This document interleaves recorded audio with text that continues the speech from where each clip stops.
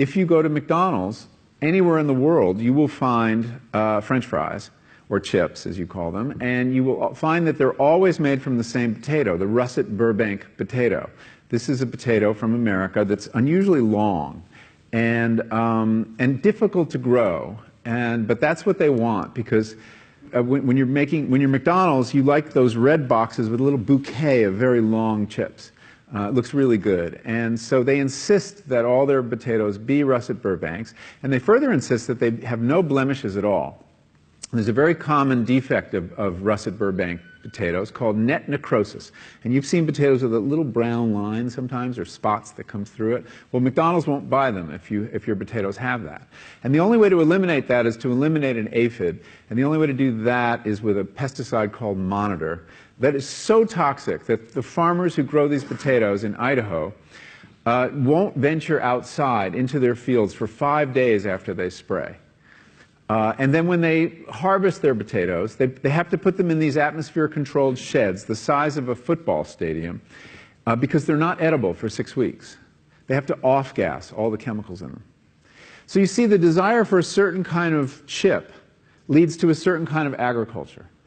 But the other thing on the health side, when I started learning about nutrition, about which, by the way, much less is known than you might think, that the scientific understanding of nutrition is still very primitive.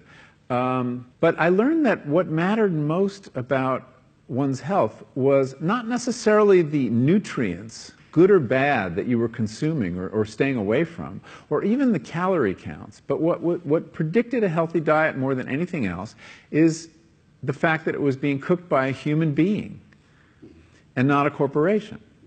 Corporations cook very differently than people do. They use vast amounts of salt, fat, and sugar, much more than you would ever use in your own cooking.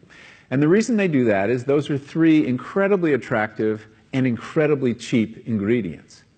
And when they're layered properly, as in a chip or various pastries and forms of junk food, they're incredibly addictive.